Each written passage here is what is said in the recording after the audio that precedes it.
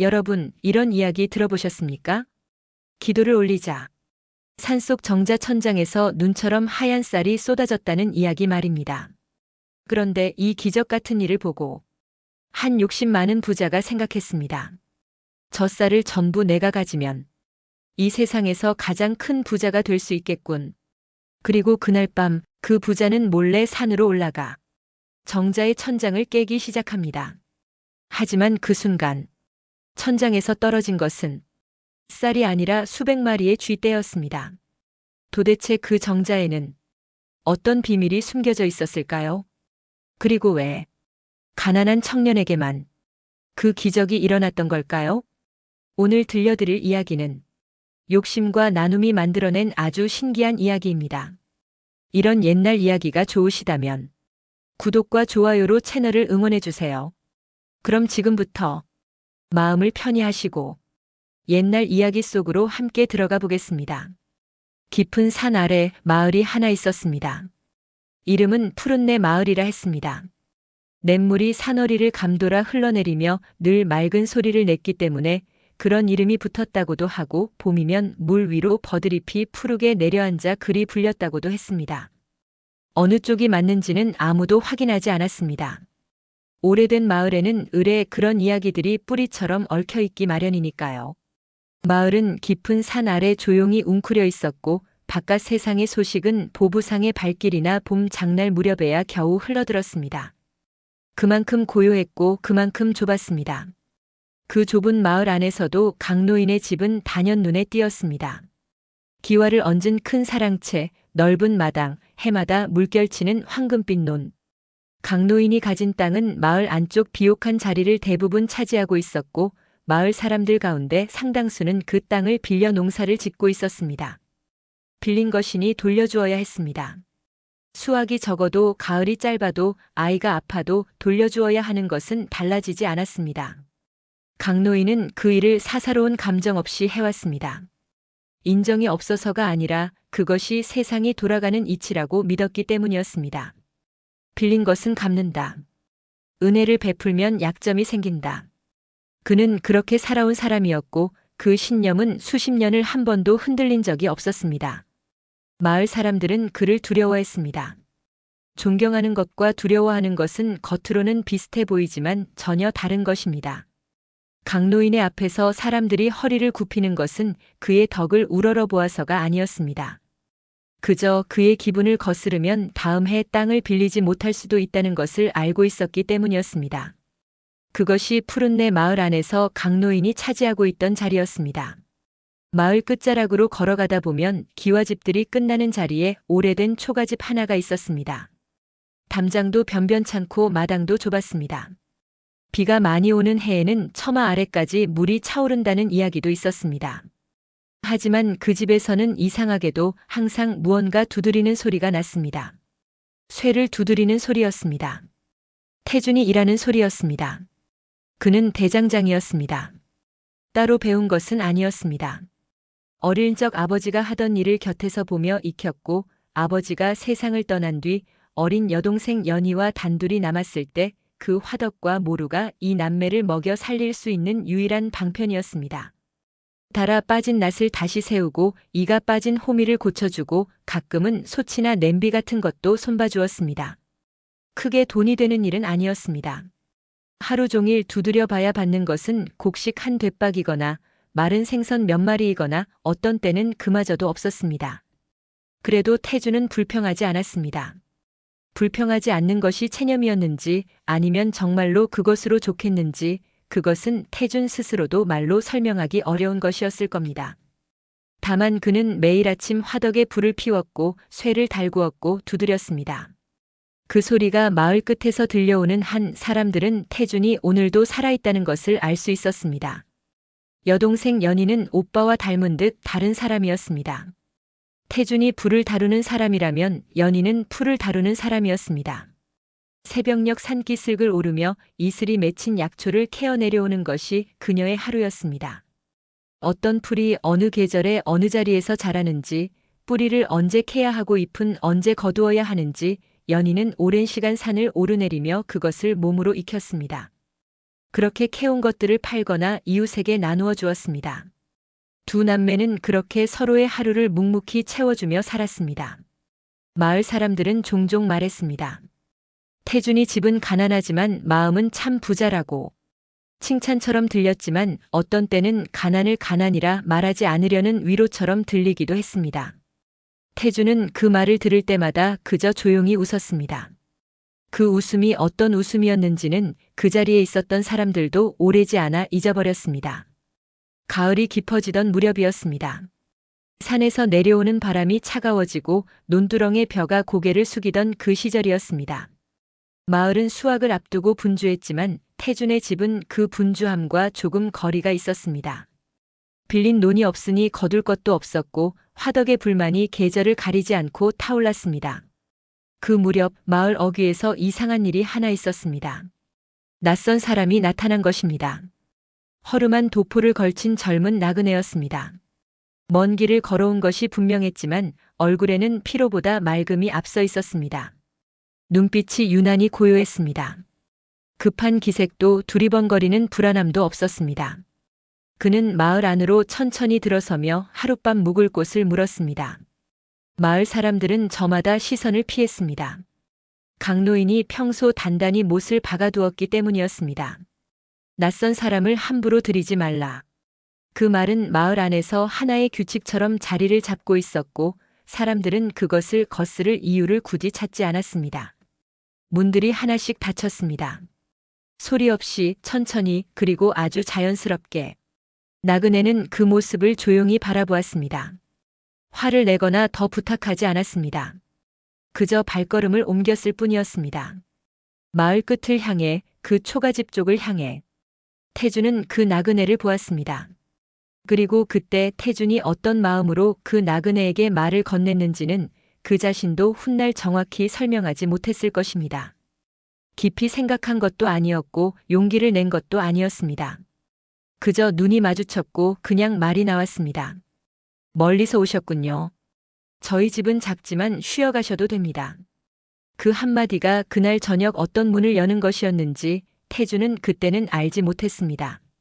그리고 그것이 이 마을에서 오랫동안 잠들어 있던 무언가를 흔들어 깨우는 첫 번째 발걸음이었다는 것도 아직은 아무도 알지 못했습니다. 그날 밤은 유난히 조용했습니다. 바람도 잦아들고 개 짖는 소리도 없었습니다. 산 아래 마을은 수확을 앞둔 피로로 일찍 불을 끄고 누웠고 태준의 초가집에서만 희미한 불빛이 창호지를 물들이고 있었습니다. 부엌에서는 솥이 끓고 있었습니다. 보리쌀이 얼마 남지 않았다는 것을 태준은 알고 있었습니다. 독바닥을 긁어 모아야 겨우 한 끼가 나올까 말까 한 형편이었습니다. 그럼에도 그는 불을 피웠고 솥에 물을 올렸습니다. 죽이라도 끓여야겠다고 생각했습니다. 손님이 왔으니까요. 연희는 부엌 문 앞에 서서 오빠의 등을 바라보았습니다. 말을 꺼냈다가 삼켰습니다. 다시 꺼냈다가 또 삼켰습니다. 그러다 결국 입 밖으로 내보내고 말았습니다. 오빠, 우리 내일 먹을 것도 거의 없는데 괜찮아요? 태준은 솥을 저으며 대답했습니다. 사람이 배고프면 마음도 추워지잖아. 따뜻한 밥 한 끼면 힘이 나지. 연희는 더 말하지 않았습니다. 그것이 오빠를 이길 수 없는 부분이라는 것을 알고 있었기 때문입니다. 태준은 가진 것이 없을수록 더 쉽게 내주는 사람이었습니다.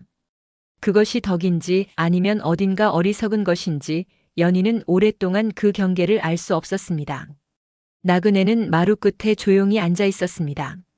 짐이라고는 낡은 보따리 하나뿐이었습니다. 그는 마당을 바라보고 있었습니다. 달이 없는 밤이었지만 눈빛만은 무언가를 또렷이 보고 있는 것처럼 고요했습니다. 태준이 죽그릇을 들고 나왔습니다. 나그네는 두 손으로 받았습니다. 서두르지 않았습니다. 천천히 아주 조심스럽게 첫 숟가락을 떴습니다. 마치 그 한 그릇 안에 담긴 것이 단순한 죽이 아니라는 것을 알고 있는 사람처럼요. 세 사람은 말없이 앉아 있었습니다. 이상하게도 그 침묵이 무겁지 않았습니다. 어색하지도 않았습니다. 오래 알고 지낸 사람들 사이에서나 있을 법한 그런 고요함이었습니다. 한참 뒤 나그네가 입을 열었습니다. 세상에서 가장 귀한 것은 마음입니다. 태준은 고개를 들었습니다. 그 말이 죽에 대한 인사인지 아니면 다른 무언가를 향한 말인지 그 순간에는 알 수 없었습니다. 태주는 그냥 그 말을 받아서 속으로 조용히 간직했습니다. 오래 생각할 말은 아니라고 여겼습니다. 지나가는 나그네의 정중한 인사쯤으로 들었습니다. 그때는 그랬습니다. 밤이 깊어졌습니다. 연희는 안으로 들어가 누웠고 태준과 나그네는 마루에 나란히 앉아 이야기를 나누었습니다. 특별한 이야기가 오간 것은 아니었습니다. 어디서 왔는지 어디로 가는지 그런 것들이었습니다. 나그네는 이 마을 저 마을을 두루 다닌다고 했습니다. 정해진 목적지가 있는 것 같기도 했고 없는 것 같기도 했습니다. 그가 하는 말은 항상 그런 식이었습니다. 분명한 듯 하면서 어딘가 한꺼풀이 더 있는 것 같은. 태주는 자신의 이야기를 했습니다. 아버지를 일찍 여인 것, 화덕 하나로 연희를 키워온 것, 넉넉하지 않아도 크게 부족하다 느낀 적은 없었다는 것. 이야기하면서 태주는 자신이 그 말을 처음으로 입 밖에 내고 있다는 것을 어렴풋이 느꼈습니다. 평소에 그런 것들을 말로 꺼낼 상대가 없었기 때문이었습니다. 나그네는 끼어들지 않았습니다. 그저 듣고 있었습니다. 그 듣는 방식이 보통 사람들과 달랐습니다. 고개를 끄덕이거나 맞장구를 치는 것이 아니라 그냥 온전히 들어주는 것이었습니다. 태준이 말을 멈추어도 서두르지 않았고 말이 이어져도 자르지 않았습니다. 밤이 한껏 깊어졌을 무렵 세 사람이 함께 웃는 소리가 그 초가집 마루에서 작게 흘러나왔습니다. 마을은 조용했습니다. 그 웃음소리를 들은 사람은 없었습니다. 이튿날 아침이었습니다. 나그네는 일찍 일어나 있었습니다. 태준이 눈을 떴을 때 그는 이미 보따리를 챙겨 마당 한가운데 서 있었습니다. 떠날 준비가 되어 있었습니다. 태준은 아쉬운 마음에 더 쉬어가라 했습니다. 나그네는 웃으며 고개를 저었습니다. 그리고 돌아서다가 문득 멈추었습니다. 산 위에 오래된 솔바위 정자가 있습니다. 그곳에서 잠시 기도를 해보십시오. 태준은 고개를 갸웃했습니다. 기도라는 말이 낯설었습니다. 그는 신령이나 하늘에 무언가를 비는 사람이 아니었습니다. 매일 두 손으로 쇠를 두드리며 살아온 사람이었습니다. 바라는 것이 있으면 일로 해결하는 것이 그의 방식이었습니다. 마음이 따뜻한 사람에게는 언제나 길이 열립니다.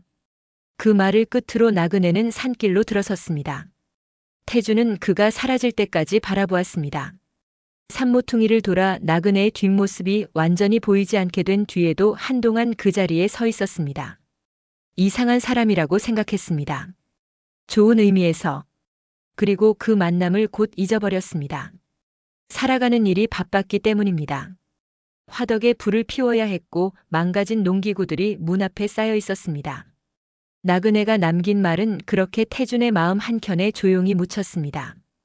그때는 그것으로 충분한 것 같았습니다. 그로부터 며칠이 지났습니다. 계절이 넘어가는 길목이었습니다. 아침 저녁으로 서늘한 기운이 내려앉고 산에서 내려오는 안개가 마을 아랫길을 뿌옇게 가리는 날들이 이어졌습니다. 연희가 기침을 하기 시작한 것은 그 무렵이었습니다. 처음에는 가벼운 것이었습니다. 산에서 찬 공기를 많이 마셔서 그런가 보다 태주는 그렇게만 여겼습니다. 연희 스스로도 별것 아니라 했습니다. 약초를 다려 마시고 며칠 쉬면 나을 거라고 했습니다. 하지만 나아지지 않았습니다. 며칠이 지나도 기침은 가라앉지 않았고 얼굴에서 혈색이 조금씩 빠져나갔습니다. 밥을 먹어도 기운이 오르지 않는다고 했습니다. 아침에 일어나는 것이 점점 무거워진다고도 했습니다. 태주는 화덕 앞에 앉아서도 쇠를 두드리면서도 자꾸만 안방 쪽으로 눈이 갔습니다. 연희가 저렇게 아픈 것을 본 적이 없었습니다. 부모 없이 둘이서 살아온 세월 동안 연희가 버텨준 덕에 태준도 버틸 수 있었습니다. 연희가 흔들리는 것은 태준에게 단순한 걱정이 아니었습니다. 발 아래 땅이 조금씩 꺼지는 것 같은 그런 감각이었습니다. 그때 태준은 오래전에 묻어두었던 말 하나를 떠올렸습니다. 산 위에 오래된 솔바위 정자가 있습니다. 그곳에서 잠시 기도를 해보십시오. 다음 챕터에서 태주는 처음으로 그 산길을 오르게 됩니다. 그리고 그 정자에서 그는 평생 한 번도 경험해보지 못한 것과 마주하게 됩니다. 산길은 생각보다 가팔랐습니다. 태준이 솔바위 정자를 향해 처음 발을 뗀 것은 이른 아침이었습니다. 연희가 아직 잠들어 있을 때였습니다. 이불 밖으로 나온 연희의 손이 유난히 가늘어 보였습니다. 태준은 그 손을 한참 바라보다가 조용히 문을 닫고 나왔습니다. 딱히 무엇을 기대한 것은 아니었습니다. 기도를 해본 적도 없었고 산 위에 정자가 있다는 것도 어렴풋이만 알고 있었습니다. 다만 그 나그네의 말이 자꾸 머릿속을 맴돌았습니다.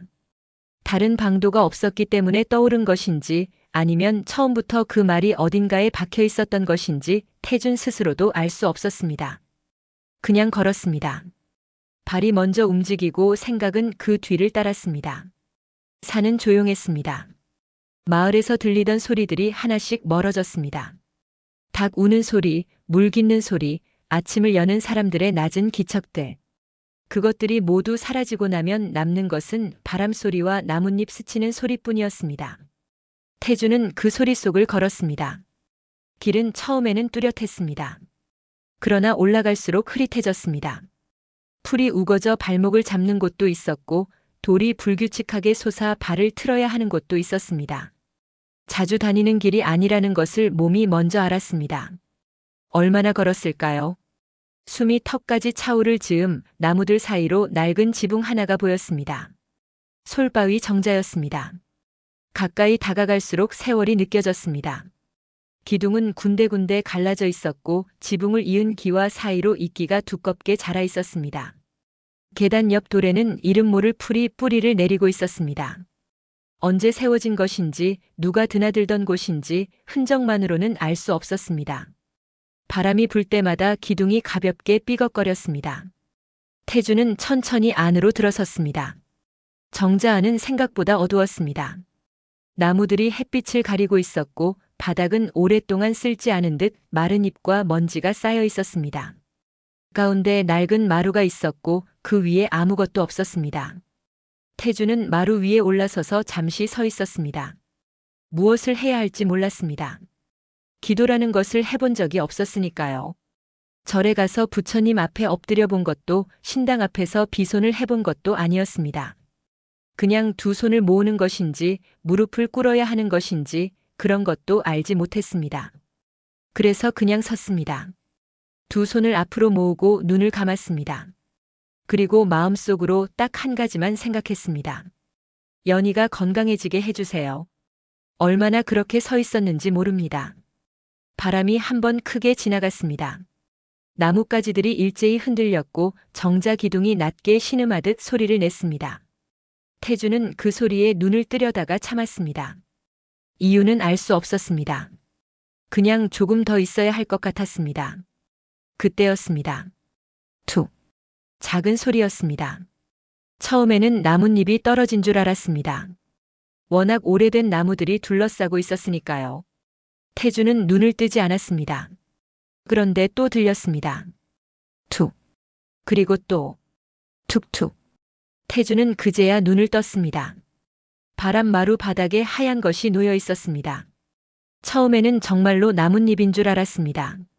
그런데 자세히 보니 아니었습니다. 쌀이었습니다. 흰 쌀알이었습니다. 태준은 그것을 집어들었습니다. 손바닥 위에 올려놓고 바라보았습니다. 여러 번 눈을 깜빡였습니다. 꿈인지 생시인지 알 수 없었습니다. 그러는 사이에도 소리는 계속되었습니다. 툭툭툭. 천장을 올려다보았습니다. 낡은 석가래 사이로 빛이 비집고 들어오는 좁은 틈새로 쌀알들이 조금씩 떨어져 내리고 있었습니다. 한꺼번에 쏟아지는 것이 아니었습니다. 마치 누군가가 저 위에서 헤아리듯 아주 천천히 하나씩 내려보내는 것처럼. 태준은 한동안 움직이지 못했습니다. 얼마 뒤 태준은 정신을 가다듬었습니다. 놀란 마음을 억누르며 허리춤에 차고 있던 작은 자루를 꺼냈습니다. 원래는 약초를 담으려고 가져온 것이었습니다. 그는 바닥에 떨어진 쌀알들을 하나씩 주워 담기 시작했습니다. 욕심을 내지 않았습니다. 더 많이 담으려 하지 않았습니다. 자루에 어느 정도 쌀이 담겼다 싶었을 때 태준은 손을 멈추었습니다. 천장에서는 여전히 쌀이 조금씩 떨어지고 있었습니다. 하지만 그는 더 기다리지 않았습니다. 필요한 만큼이면 충분합니다. 그 말은 누구에게 한 것도 아니었습니다. 그냥 입에서 나온 말이었습니다. 어쩌면 그 나그네의 말투가 며칠 사이에 몸에 밴 것인지도 몰랐습니다. 태주는 자루를 꼭 쥐고 정자를 내려왔습니다. 내려오는 내내 손이 떨렸습니다.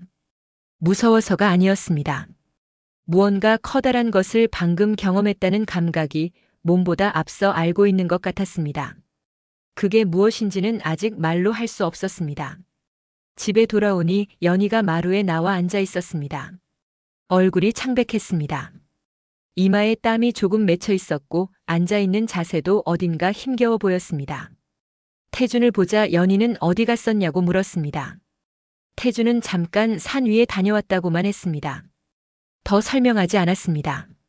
정자에서 있었던 일을 그 자리에서 털어놓을 수가 없었습니다. 무슨 말부터 해야 할지도 몰랐고 연희가 어떻게 받아들일지도 알 수 없었습니다. 무엇보다 자신도 아직 그것이 무엇이었는지 정리가 되지 않았습니다. 그는 부엌으로 들어갔습니다. 가져온 쌀로 죽을 끓였습니다. 여느 쌀과 다를 것이 없어 보였습니다. 냄새도 색깔도 손에 닿는 감촉도 그냥 쌀이었습니다. 태주는 솥을 저으면서 계속 그것을 생각했습니다. 보통의 쌀인데 보통이 아닌 곳에서 온 쌀. 죽이 다 되었을 때 그는 연희에게 그릇을 건넸습니다. 연희는 천천히 먹었습니다. 처음 몇 숟가락은 별 반응이 없었습니다. 태주는 아무 말 없이 맞은편에 앉아 있었습니다. 연희가 그릇을 다 비우는 것을 지켜보았습니다. 그런데 이상한 일이 일어났습니다. 밥을 다 먹고 난 뒤 연희의 얼굴에 조금씩 혈색이 돌아오기 시작한 것입니다. 기침이 잦아들었습니다. 눈빛이 맑아졌습니다. 아까까지 힘겹게 앉아있던 사람이 맞나 싶을 만큼 어깨에서 무게가 빠져나가는 것이 눈에 보일 정도였습니다. 연희가 조용히 말했습니다. 이상하게 몸이 좀 나은 것 같아요. 태주는 대답하지 않았습니다. 그저 연희의 얼굴을 바라보았습니다. 그날 저녁 태주는 화덕 앞에 혼자 앉아 있었습니다. 불이 타오르고 있었습니다. 쇠를 두드리는 것도 아니고 무언가를 만드는 것도 아니었습니다. 그냥 불을 바라보고 있었습니다. 정자에서 있었던 일이 머릿속을 떠나지 않았습니다. 그것이 어디서 온 것인지, 왜 자신에게 일어난 것인지, 앞으로 또 일어날 것인지 아무것도 알 수 없었습니다. 나그네의 말이 다시 한번 머릿속을 지나갔습니다. 마음이 따뜻한 사람에게는 언제나 길이 열린다고 했습니다. 태주는 자신이 그런 사람인지 알지 못했습니다. 다만 한 가지는 알았습니다. 연희의 얼굴이 오늘 처음으로 다시 밝아졌다는 것. 그것으로 충분했습니다. 그것이 전부였습니다. 밤이 깊어지도록 불은 꺼지지 않았습니다. 그리고 그 무렵 마을 반대편 기와집에서는 또 다른 눈 하나가 깨어 있었습니다. 낮 동안 마을을 오가는 사람들 사이에서 흘러나온 이야기 한 조각이 강노인의 귀에 닿아 있었습니다. 산위 정자에서 태준이 무언가를 가져왔다는 것. 연희의 몸이 갑자기 나아졌다는 것. 강노인은 그 밤 오래도록 잠들지 못했습니다. 강노인은 잠이 없는 편이었습니다. 젊은 시절부터 그랬습니다. 남들이 자리에 누울 때 그는 장부를 펼쳤고 남들이 꿈을 꿀 때 그는 내일의 계산을 했습니다. 그것이 지금의 논과 밭을 만든 방식이었고 그것이 지금의 강노인을 만든 방식이기도 했습니다. 그러나 그날 밤의 잠 못 이룸은 조금 달랐습니다. 계산이 머릿속을 돌아다니는 것이 아니었습니다. 무언가 불편한 것이 가슴 한켠에 걸려 있었습니다. 마치 삼킨 것이 내려가지 않고 목 어딘가에 머물러 있는 것 같은. 그는 자리에서 일어나 마루로 나왔습니다. 밤바람이 서늘했습니다. 마당의 감나무가 바람에 조용히 흔들렸습니다. 강노인은 그것을 바라보다가 자신이 지금 무슨 생각을 하고 있는지 알아차렸습니다. 산위 정자, 태준, 쌀. 소문은 마을 안에서 생각보다 빠르게 퍼졌습니다. 처음에는 작은 이야기였습니다. 태준이 산에 다녀온 뒤 연희의 몸이 나아졌다는 것. 마을 사람들은 처음에는 대수롭지 않게 여겼습니다. 약초를 많이 아는 연희가 제 몸에 맞는 것을 찾아서 먹었겠거니 그렇게들 생각했습니다. 그런데 이야기가 조금씩 살이 붙었습니다. 산위 정자에서 쌀이 나왔다더라. 천장에서 떨어졌다더라. 태준이 자루에 담아 내려왔다더라. 그것으로 죽을 끓여 먹였더니 연희가 신기하게 나았다더라. 마을 사람들은 수군거렸습니다. 믿는 사람도 있었고 믿지 않는 사람도 있었습니다. 그러나 그 이야기가 입에서 입으로 건너가는 것만은 막을 수 없었습니다. 작은 마을이었으니까요. 좁은 곳에서는 이야기가 물처럼 흘러 구석구석을 채웁니다. 그리고 그 이야기는 결국 강노인의 귀에도 닿았습니다. 강노인은 직접 확인하는 사람이었습니다. 남의 말을 그대로 믿는 것을 좋아하지 않았습니다. 소문은 흐르는 동안 부풀거나 줄어들기 마련이라는 것을 오랜 세월 안에서 배웠습니다. 그래서 그는 들은 것을 바로 믿지 않았고 본 것만 믿었습니다. 그는 조용히 움직이기로 했습니다. 낮에는 내색하지 않았습니다. 평소처럼 마름을 불러 소작 이야기를 했고 평소처럼 점심 뒤 마루에 앉아 장부를 들여다보았습니다. 아무것도 달라진 것이 없는 것처럼 보였습니다. 그러나 저녁이 되었을 때 그는 혼자 집을 나섰습니다. 어두워진 뒤였습니다. 마을 사람들이 하나둘 문을 닫는 시간이었습니다. 강노인은 지팡이 하나만 짚고 마을 끝자락을 향해 걸었습니다. 태준의 초가집 가까이 다가갔을 때 그는 발을 멈추었습니다. 창호지 너머로 불빛이 새어나왔습니다. 태준이 화덕 앞에 앉아 있는 것이 흐릿한 윤곽으로 보였습니다. 강노인은 거기서 한동안 서 있었습니다. 들어가지도 물러서지도 않았습니다. 그리고 발길을 돌렸습니다.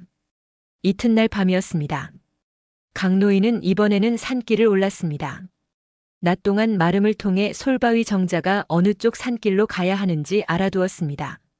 짐짓 아무 이유 없이 묻는 것처럼 산 위 정자에 오래된 소나무가 있다더니 구경이나 해볼까 하고 슬쩍 물었습니다. 마름은 의심 없이 길을 가르쳐 주었습니다.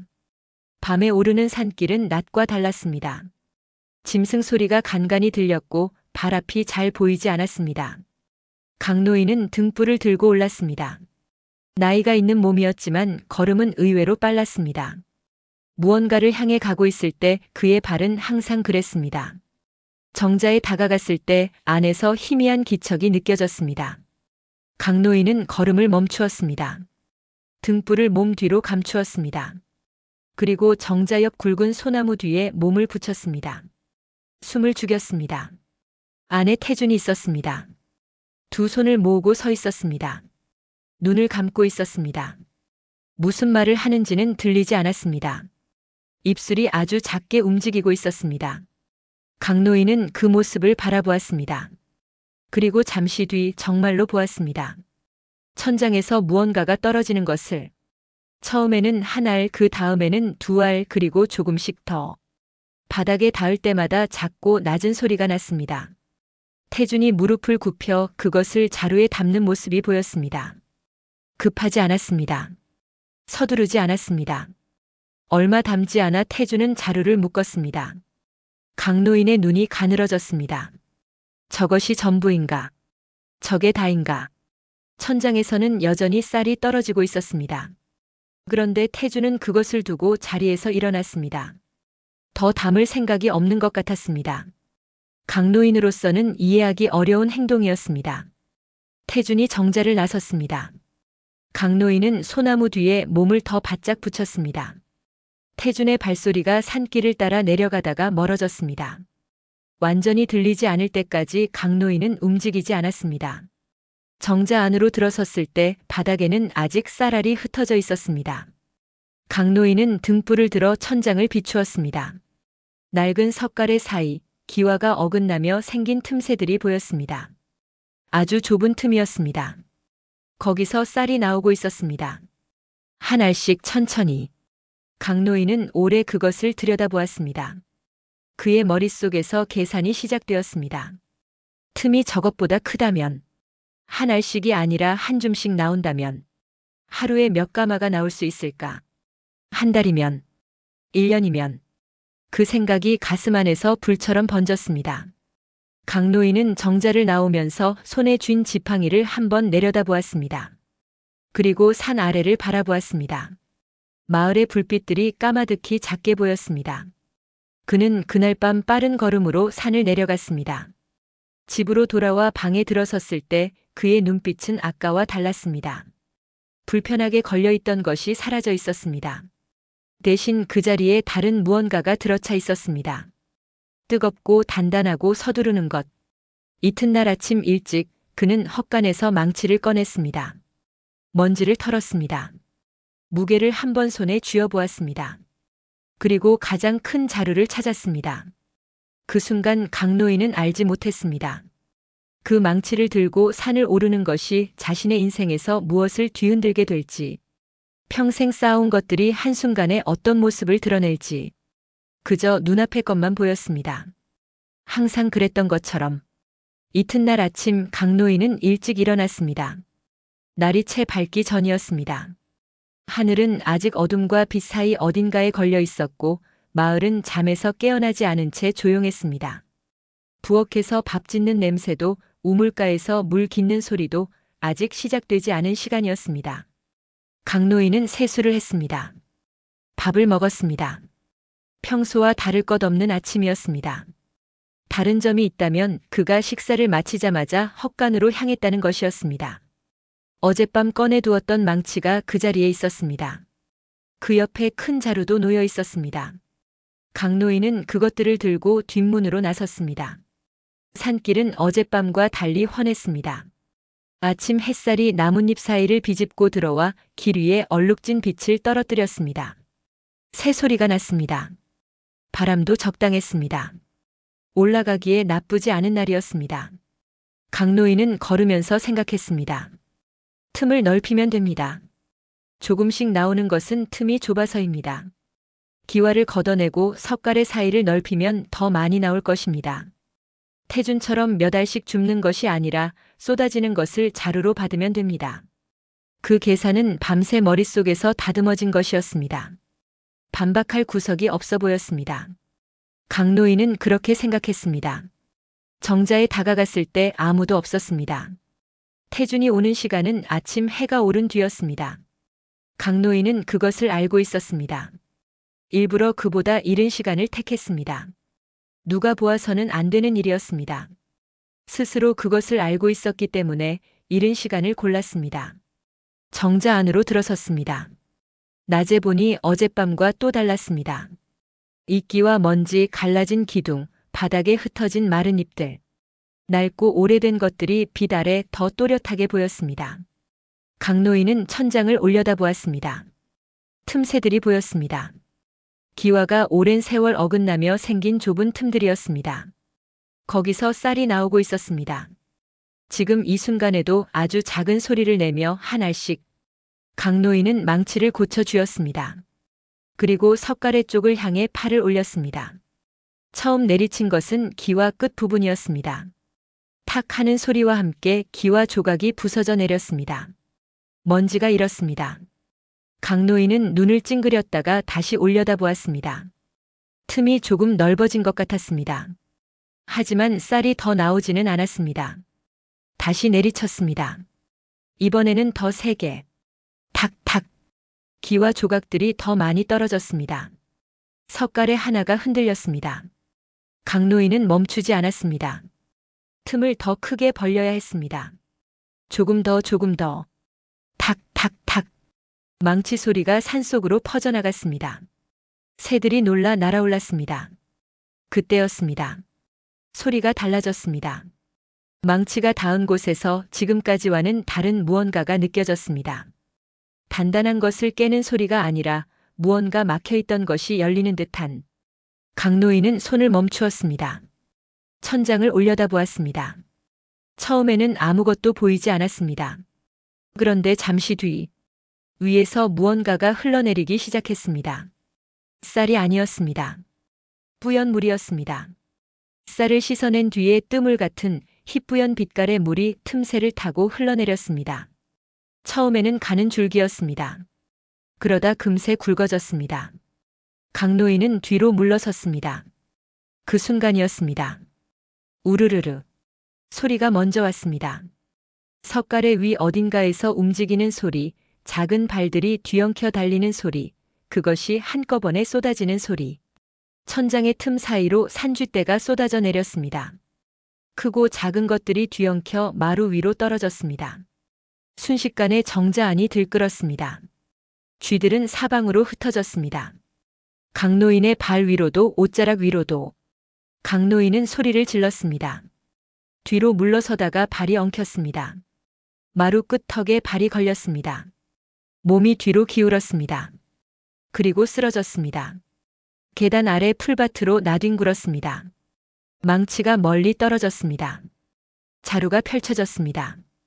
쥐들은 정자 안팎을 헤집다가 이내 숲속으로 흩어졌습니다. 정자는 다시 조용해졌습니다. 강노인은 한동안 풀밭에 누워 있었습니다.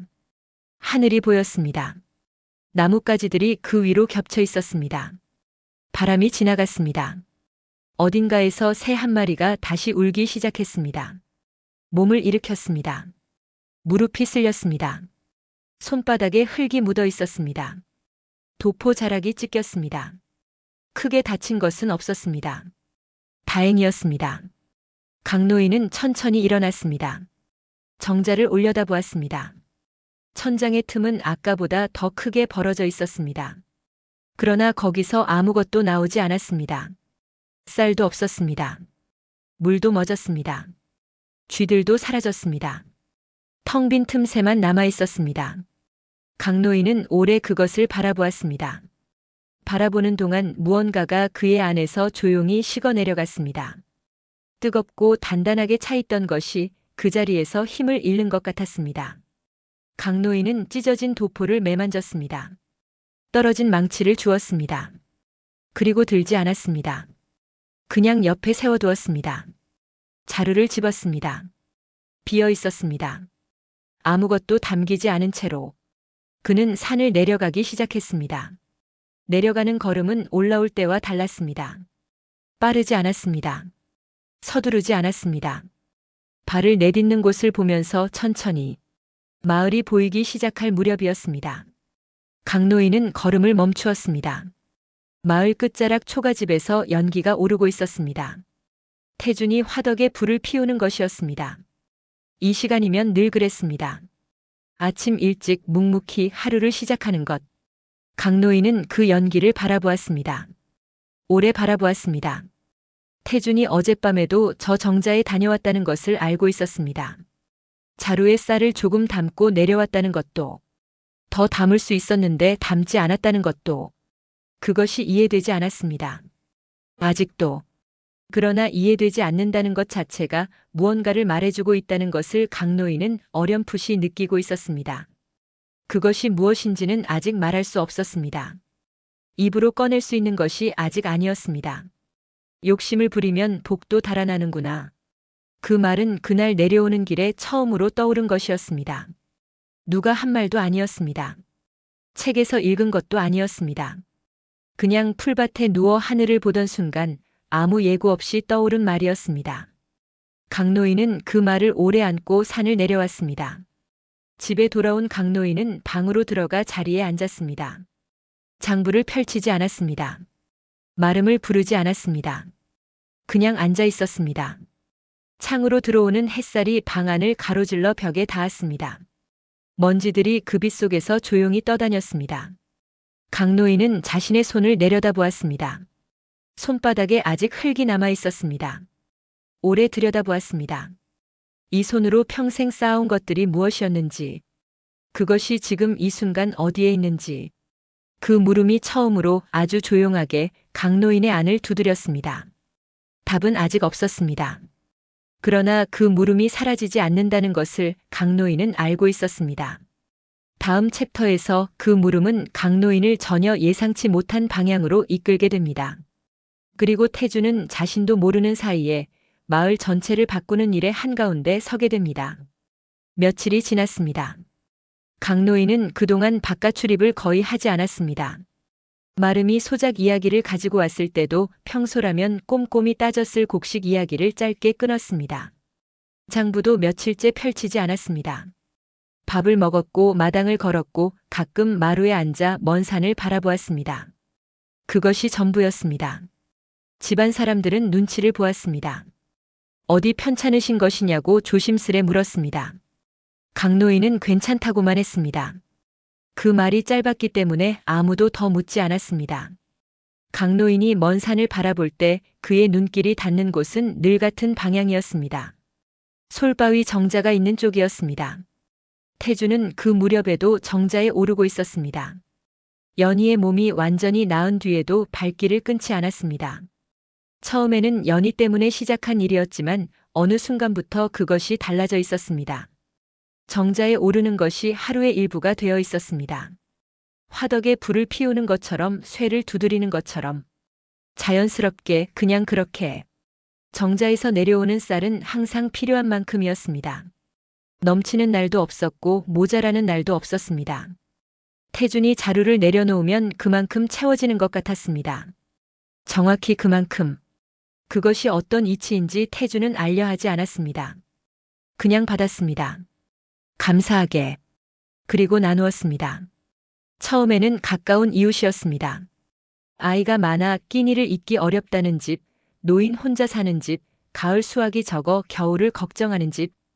태주는 말없이 쌀을 나누어 주었습니다. 받는 사람이 고맙다 하면 그냥 웃었습니다.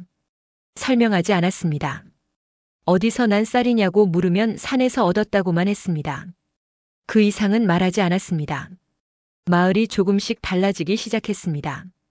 처음에는 잘 보이지 않았습니다. 눈에 띄는 변화가 아니었으니까요. 그냥 어느 날 이웃집 안악이 김장을 하면서 옆집에 배추를 한 포기 건네주었습니다. 어느 날 논두렁을 고치던 사람이 옆 사람의 것까지 손봐주었습니다. 어느 날 아이들이 나누어 먹는 소리가 골목에서 들렸습니다. 작은 것들이었습니다. 그러나 그 작은 것들이 쌓이면서 마을 안의 공기가 조금 달라졌습니다. 딱 잘라 말할 수는 없는 것이었습니다. 그냥 어딘가 가벼워진 것 같은. 사람들은 그것이 왜 시작되었는지 설명하지 못했습니다. 다만 태준이 쌀을 나누기 시작하면서부터라는 것은 오래지 않아 모두가 알게 되었습니다. 강노인이 태준을 찾아간 것은 그 무렵이었습니다. 아무도 예상하지 못한 일이었습니다. 강노인이 마을 끝자락 초가집을 향해 걸어오는 것을 처음 본 사람은 우물가에 있던 안악이었습니다. 그 안악은 두레박을 든 채 그 자리에 멈추어 섰습니다. 강노인이 태준의 집 살인문 앞에 서는 것을 보고서야 정신을 차렸습니다. 태준은 화덕 앞에 있었습니다. 인기척에 고개를 들었다가 강노인을 보고 잠시 굳었습니다. 강노인이 직접 이 집을 찾아온 것은 태준의 기억에 없는 일이었습니다. 강노인은 살인문 앞에서 말했습니다. 잠깐 이야기할 수 있겠나? 태준은 일어섰습니다. 그리고 문을 열었습니다. 두 사람은 마루에 앉았습니다. 연희가 물을 가져왔습니다. 강노인은 받아들었습니다. 고맙다고 했습니다. 짧은 말이었지만 그 집에서 강노인의 입에서 그런 말이 나온 것은 처음이었습니다. 연희는 조용히 안으로 들어갔습니다. 잠시 침묵이 흘렀습니다. 강노인이 먼저 입을 열었습니다. 내가 산에 올라간 것을 알고 있나? 태준은 대답하지 않았습니다. 알고 있었습니다.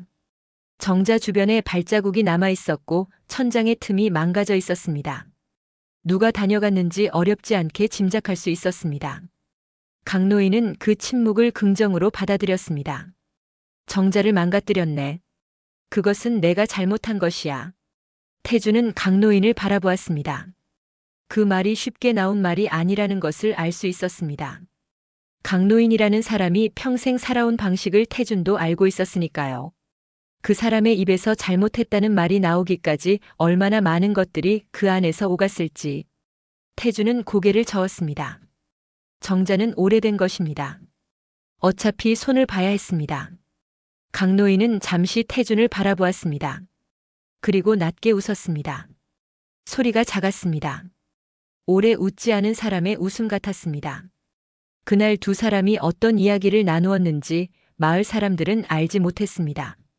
마루에 앉아 해가 조금 기울도록 이야기했다는 것, 강노인이 나올 때 얼굴이 올 때와 달랐다는 것, 그것만 알았습니다. 강노인이 돌아간 뒤 태준은 한동안 마루에 그대로 앉아 있었습니다. 연희가 안에서 나와 물었습니다. 무슨 이야기를 했냐고. 태준은 잠시 생각하다가 말했습니다.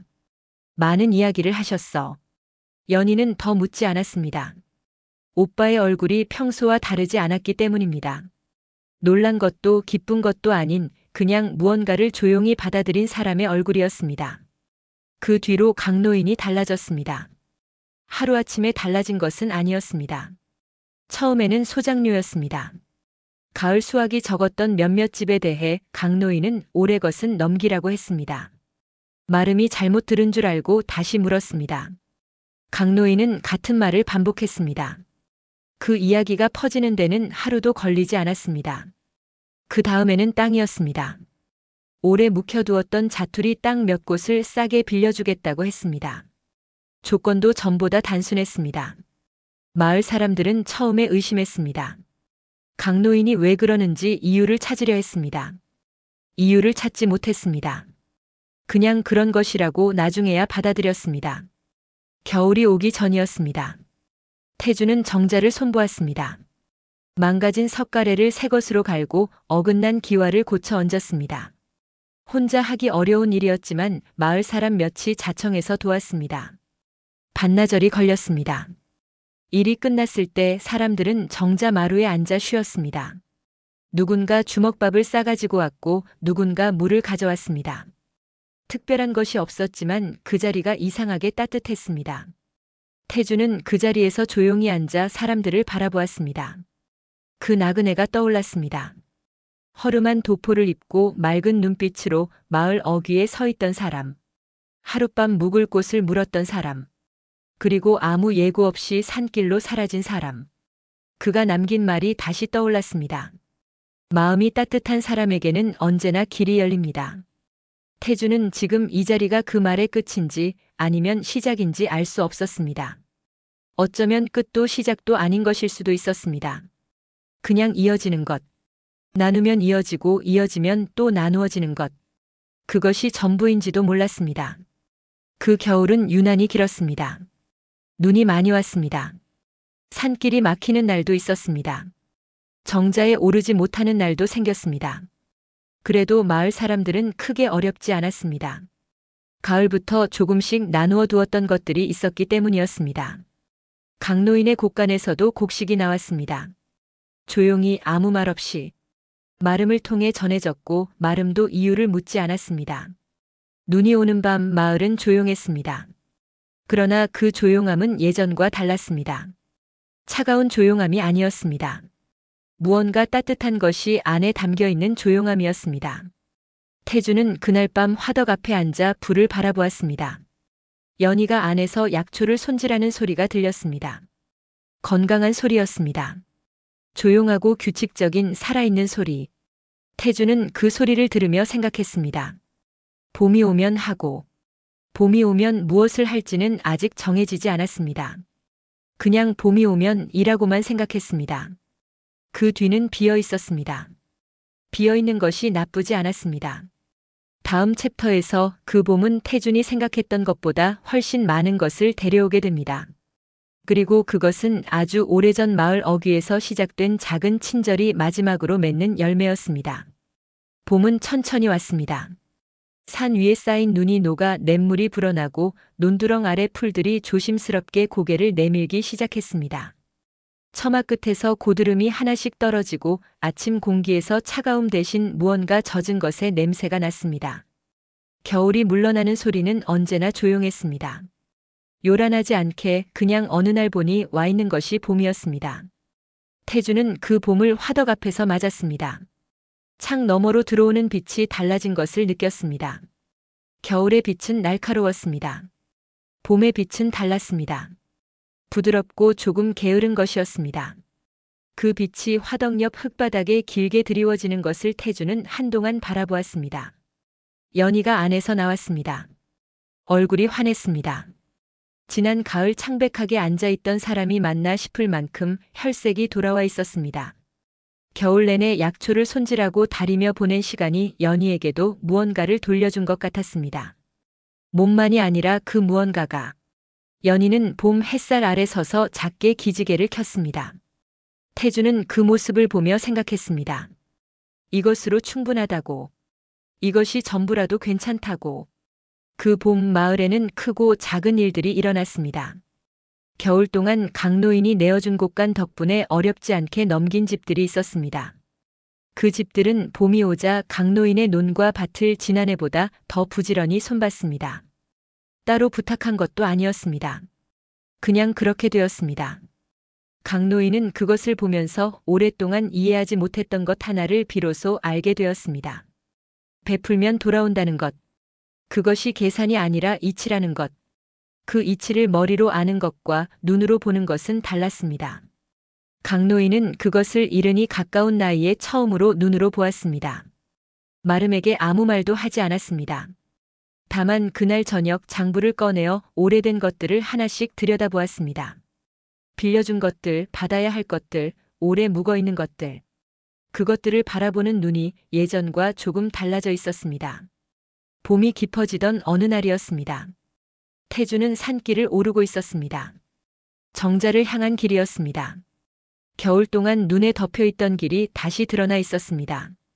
풀이 양쪽으로 우거지기 시작했고 산새 소리가 사방에서 들렸습니다. 올라가는 길 중간쯤이었습니다. 산길이 굽어지는 자리에서 태주는 걸음을 멈추었습니다.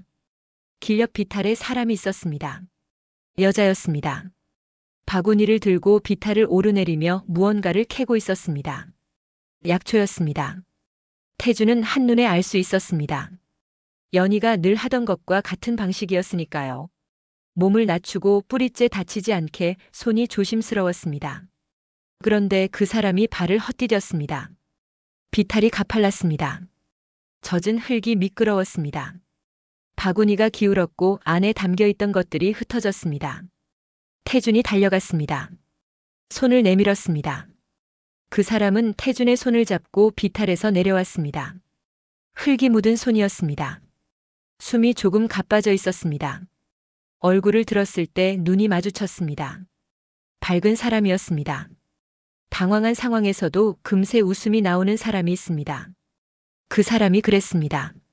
민망한 듯 웃으면서 흩어진 약초들을 줍기 시작했습니다. 태준도 함께 주었습니다. 두 사람은 말없이 비탈 아래 흩어진 것들을 하나씩 바구니에 담았습니다. 다 줍고 나서야 그 사람이 말했습니다. 이 산길은 처음이라 잘 몰랐어요. 태준은 고개를 끄덕였습니다. 자주 다니다 보면 어디가 미끄러운지 알게 됩니다. 그것이 처음 나눈 말이었습니다. 그 사람은 이웃 마을에서 약초를 구하러 온 처녀였습니다. 혼자 먼 길을 왔다는 것, 약초에 대해 아는 것이 많다는 것, 그리고 무엇보다 길을 잃었다는 것. 태주는 산을 내려오면서 길을 알려주었습니다. 내려오는 동안 두 사람은 이런저런 이야기를 나누었습니다. 약초 이야기였습니다. 어디서 무엇이 자라는지, 어느 것이 어떤 데 쓰이는지. 그 이야기가 마을 어귀까지 이어졌습니다. 마을 어귀에 다다랐을 때 두 사람 모두 그것을 알아차렸습니다. 이야기가 끊기지 않았다는 것을. 그 사람은 다음에 또 이 산에 올 것 같다고 했습니다. 태주는 그렇군요 라고만 했습니다. 그러나 그 말을 들으며 그의 가슴 어딘가에서 봄볕 같은 것이 한 줄기 지나갔습니다. 조용하고 따뜻한 것이었습니다. 이름 붙이기 전에 이미 느껴지는 것이었습니다. 연희는 그 사람을 며칠 뒤 처음 만났습니다. 태준이 산에서 만난 사람이 다시 왔을 때 연희가 마침 마당에 있었습니다. 두 사람이 인사를 나누었습니다. 그리고 약초 이야기를 시작했습니다. 연희는 그날 그 사람과 해가 기울도록 이야기했습니다. 저녁 때 태준이 들어왔을 때 두 사람은 마당에 약초를 늘어놓고 여전히 이야기 중이었습니다. 태준은 그 모습을 보다가 조용히 부엌으로 들어갔습니다. 밥을 짓기 시작했습니다. 셋이 먹을 만큼. 그것이 자연스러웠습니다. 억지로 된 것이 없었습니다. 그 봄이 지나고 여름이 왔다가 다시 가을이 왔습니다. 태준과 그 처녀는 부부가 되었습니다. 마을 사람들이 모였습니다. 강노인도 왔습니다. 따로 청한 것도 아니었는데 강노인은 좋은 쌀을 한 자루 가지고 왔습니다. 마당에 들어서면서 태준에게 건네었습니다. 말은 없었습니다. 태준도 말없이 받았습니다. 그것으로 충분했습니다. 연희는 그의 가을 약초방을 열었습니다. 초가집 한켠의 작은 방이었습니다. 간판도 없었습니다. 그냥 연희가 거기 있다는 것을 마을 사람들이 알았습니다. 몸이 좋지 않으면 찾아왔고 연희는 아는 것을 다 내어주었습니다. 돈을 받을 때도 있었고 받지 않을 때도 있었습니다. 그 기준이 무엇인지는 연희만 알았습니다. 그 무렵 태주는 어느 저녁 문득 생각했습니다.